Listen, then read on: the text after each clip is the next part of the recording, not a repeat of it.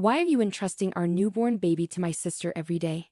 My husband's call interrupted my day. His usually calm voice was tinged with unexpected anger. Rapidly, I sought to dispel the misunderstanding. Our daughter is at home, sleeping, I assure him. Surprised, his tone shifted. Really? He exclaimed. Confusion enveloped us both as questions arose. I'll speak with my sister-in-law to uncover the truth, I resolved. I reached out to my sister-in-law, Marissa, and uncovered a startling truth. Let me introduce myself. I'm Linda, married to Bob for 3 years, just a year younger than him. Our joy was recently doubled with the arrival of our daughter Hannah. She's the epitome of cuteness, but being a first-time mom has its challenges. With my parents living far away, I didn't have the luxury of heading back home after childbirth. Since leaving the hospital, I've been navigating this new world solo during the day. I must admit, I've been getting by, largely thanks to Bob's unwavering support. Despite his long work hours, he's always there for Hannah and me, never once complaining. His gentle demeanor eases any parenting stresses I encounter, whether it's struggling to soothe Hannah to sleep or tending to her cries in the dead of night. His presence has been a lifeline, and I'm immensely grateful for it. So you can imagine my shock when he called, his voice laced with unexpected frustration. Linda. Mom just called me. What's going on? He demanded. Confused, I replied, Your mom? What are you talking about? Why would we leave our newborn with Marissa every day? His mention of Marissa caught me off guard. She's Bob's sister, residing just a short walk away with their parents. Marissa, working from home, also takes care of her mother, making her quite flexible with her time. My husband's critique persisted. Leaving a 3-week-old baby, I couldn't fathom doing that. Marissa hasn't cared for a baby before. I get that you're tired post-birth, but you should have talked to me before entrusting her to Marissa, he expressed, his worry palpable. His distress signaled that this was no ordinary misunderstanding. Wait, I'm lost. Marissa caring for a newborn. Why did your mom call you? Why would I need your consultation? What do you mean? Leaving Hannah with Marissa? Have I been doing that? I countered, utterly bewildered. It's been nearly 2 weeks. Marissa didn't complain, not wanting to strain your relationship, but Mom couldn't stay silent, he clarified. Bob's revelation stunned me. It was a narrative I had no recollection of, with my daughter right beside me. With numerous questions swirling, I prioritized clearing the confusion. Swiftly, I assured him, our daughter's at home, asleep. She's right here with me. Bob's astonishment resurfaced. What do you mean? He inquired. I'm just as confused as you are. Honestly, I've been following the advice to keep newborns indoors, so besides medical appointments, I haven't been anywhere. I haven't even visited your family's house, and it's been a while since Marissa came over after Hannah's birth, I clarified. Then whose baby is Marissa caring for? Bob pondered aloud. I wish I knew. Why would Marissa fabricate looking after our baby? Each question seemed to spiral into another, leaving us both puzzled. As the lunch break chimes sounded through the phone, I made a decision. I need to speak with Marissa. I want to understand why she might concoct such a lie. If there's a misunderstanding and she thinks she's caring for Hannah, that's concerning. I'll also call Mom, I announced. Bob paused before expressing his regret. I'm sorry for doubting you. I was just really worried about Hannah. It's all right. You're concerned about Hannah, aren't you? Besides, when I told you she's right here, you didn't doubt me. You trusted me, I comforted him. After our call ended, I wasted no time dialing my sister-in-law's number. Marissa, do you have a moment? There's something I need to discuss, I started. Linda, I need to talk to you too, Marissa replied. Marissa and Bob are close in age, which is why she's the same age as me despite being my sister-in-law. We've always had a good relationship, even going out together when I was dating Bob. So, it puzzled me why she hadn't mentioned anything about this situation. I couldn't fathom why she would fabricate such a story. Well, now's a good time. Bob just filled me in. Marissa, what's this about you looking after Hannah? I haven't left her with anyone, I questioned, bewildered. Marissa's surprised voice followed, accompanied by the sound of a crying baby. It seemed she was indeed tending to an infant. Listening to Marissa's reaction, a realization dawned on me. Marissa wasn't fabricating anything, she genuinely believed she was caring for Hannah. To dispel her misconception, I began to explain the truth. To dispel her misconception, I began to explain the truth. Hannah's right here with me, fast asleep. I'm really baffled by all of this. But how did you end up with a baby, Marissa? And why do you think it was Hannah? I asked, seeking clarity. Marissa replied, shedding light on the situation. Last week, Dad dropped off a baby with me. He said, Linda seems overwhelmed, so you should assist her with the baby. This revelation left me dumbfounded. Then Marissa disclosed another shocking detail. I was terrified because I've never cared for a baby. I hadn't heard from you, Linda. And when I considered calling you, Dad warned, if you contact Linda, she'll just stress out. Show some consideration for your sister-in-law. I have my own responsibilities, even when I'm at home. It appeared that my father-in-law's deceit initiated this chaos, but the identity of the child Marissa was caring for remained unclear. Thinking that confronting my father-in-law directly might resolve the confusion, I inquired if he was home. Unfortunately, he's out at the moment. Lately, he returns home late in the evening, takes the child Marissa's been tending to, claiming he'll return her to Linda, then leaves again. He usually returns in about 20 to 30 minutes, Marissa explained. Frustrated by my father-in-law's manipulation involving my daughter and me, I felt compelled to address the situation head-on. I understand. I'll discuss this with Bob, but we might visit tonight, I decided before ending the call. I promptly emailed my husband, detailing what I learned from his sister. We should ask Dad directly, came the suggestion. So when Bob returned home, we made our way to my in-laws. Along the journey, Bob recounted his conversation with his mother. Mom was also quite upset to discover that the child she thought was her grandchild wasn't. That's a significant shock, isn't it? I didn't envision Hannah's first family gathering unfolding like this. It's quite a complicated situation, he elaborated. Due to her back issues, his mother hadn't met our daughter yet. I had hoped to introduce Hannah to her once she was ready to venture out after a month. But now, I found myself disheartened that our introduction had to occur amidst such turmoil. Upon reaching my in-laws' home, we found my mother-in-law and sister-in-law both appearing bewildered as we entered. Marissa spoke up.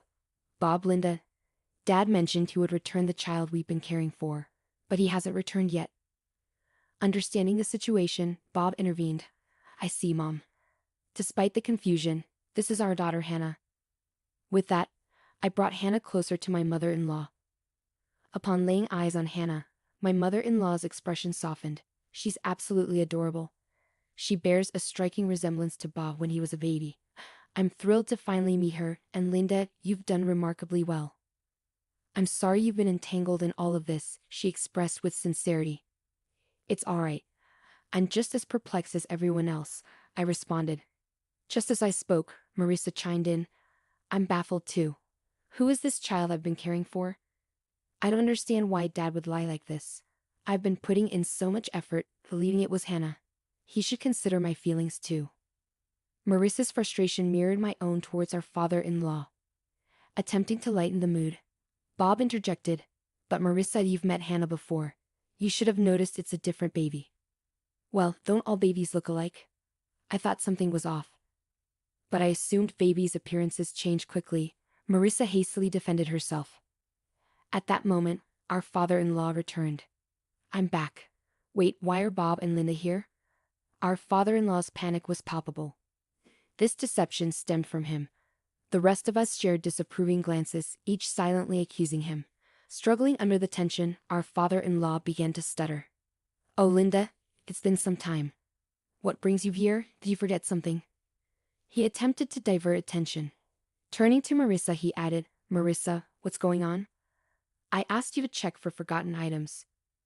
I seethed with anger at our father-in-law's manipulation, using mine and my daughter's names in his deceit and then shifting the blame onto Marissa. I instinctively held my daughter closer, feeling the tension radiate through the room. Both my husband and sister-in-law shared the same sentiment, their fists clenched in frustration. It was me who broke the silence, the anger evident in my voice. Dad, seriously, are you honestly saying that? This is beyond unacceptable even for you. What do you mean? My father-in-law seemed startled by the intensity of my tone. My husband and sister-in-law echoed my sentiments, demanding answers. Dad, explain yourself. Linda has never left Hannah with anyone. Why would you fabricate such a lie? There must be a reason for someone to care for a stranger's newborn, right? That's correct. You manipulated me into caring for a child. Who is this baby? I'm terrified, even if it's my nephew's, let alone a stranger's. I won't tolerate it anymore, Marissa interjected with rapid-fire conviction. My father-in-law was speechless, while the three of us continued to glare at him, demanding the truth. However, my mother-in-law's reaction was different. She turned pale, murmuring, "No, it can't be. You're not still involved with her?" Her words left my husband, sister-in-law, and me stunned. My father-in-law began to sweat, feigning innocence. What? What are you talking about? He stuttered, attempting to deflect. But my typically calm husband had reached his limit. Dad, enough with the act. You've been playing dumb all along. Do you think you can deceive us? We know you've been lying about everything. Just come clean. Wait, Bob, please calm down. I attempted to intervene, but my husband persisted. Dad, you've been manipulating Linda and Hannah to cover up your deceit, and you owe Marissa an apology. Caring for a newborn is a monumental responsibility, even if it's your own child. Consider how overwhelming it must have been for Marissa, who has never experienced parenthood before. Once he started, my husband couldn't halt his tirade. Despite whatever excuses our father-in-law might conjure, my husband remained steadfast. Perhaps realizing he couldn't evade the truth any longer, my father-in-law spoke softly, and then he confessed to the unbelievable truth. That child is mine. At his admission, my husband's momentum dissipated, his mouth hanging agape in disbelief. Marissa and I were equally stunned into silence. It was my mother-in-law who shattered the quiet. Her voice quivered, tears brimming in her eyes. I knew it. You're still involved with her. I was foolish to forgive you before. Involved with her? My husband queried, puzzled. In response, our father-in-law's complexion paled even further. Ignoring him, my mother-in-law continued, he had an affair. It happened around the time you two were getting married, about 3 years ago. He promised me he'd never do it again, and I forgave him. But now, that's why I thought Hannah bore a resemblance to Bob. She's his flesh and blood after all. I thought she was my true grandchild. Unable to contain her emotions any longer, my mother-in-law broke into tears. Witnessing her distress only fueled my anger towards my father-in-law. My husband regained his composure, unleashing his wrath upon our father-in-law. You're despicable, Dad. You not only deceived us but betrayed Mom twice. How could you stoop so low? I can't fathom that someone like you is our father. Bob's outburst was followed by Marissa's incredulous response. What do you mean by my child? Are you joking? You had a child with your mistress and left it with me? I can't believe this. How could you do something so despicable? I never want to see your face again. Despite the scathing remarks from his own children, our father-in-law merely chuckled and remarked, "Calm down. There's nothing we can do about what's already happened. The mistress didn't want to marry me or anything like that. She just didn't have any money, so she had to work. In the meantime, I had to take care of the child." I couldn't bear witnessing my father-in-law's callousness. Enough. I interjected, my voice trembling with anger. This isn't a laughing matter. A life has been brought into this world. Do you grasp the gravity of that at your age? My father-in-law seemed taken aback, losing his balance and falling onto the ground. However, instead of offering assistance, Bob and Marissa hurled insults. You worthless old man, you're no longer our father. I can't even stand to look at you. Get out of our sight, they exclaimed. Even faced with their fury, my father-in-law attempted to downplay the situation, saying, "Don't say such things." My lips tensed as I stared daggers at my father-in-law. I no longer have the patience to tolerate someone like you. Let's get divorced, I declared firmly. My father-in-law's smile vanished, his face contorting with wrinkles as he became serious. But didn't you forgive me last time? He pleaded. However, his attempt at manipulation was futile. Yes, I forgave you for your infidelity, but I won't tolerate your disrespect any longer, I retorted. If having you out of our lives brings peace to our home, then so be it. And as for my survival, I'll manage just fine without you, I added. As my father-in-law clung to my mother-in-law's feet, I watched him with disdain. Bob and Marissa mirrored my sentiments, their gazes cold and unwavering. It was evident that everyone in the room had reached their limit with my father-in-law. Marissa erupted in anger. I'll take care of Mom, so we'll be fine without you. But how do you plan to live? You've always relied on Mom for everything from cooking to laundry. Marissa's words visibly rattled my father-in-law. He turned to my mother-in-law with pleading eyes. You wouldn't leave me, would you? We spent decades together. You can't imagine life without me, can you? However, his hopes were swiftly dashed as my mother-in-law shook off his clinging arm. Stop kidding yourself. How much do you need to degrade people to feel satisfied? Who would want to stay with a cheater like you? I'm filing for divorce right now. If you're so fond of her, why don't you go be with your mistress? My mother-in-law snapped, her voice firm and resolute. What? Wait, let's talk. We can fix this. That woman meant nothing to me. You're the only one I love. My father-in-law pleaded, clutching onto my mother-in-law once more, but he was met with another wave of Marissa's fury.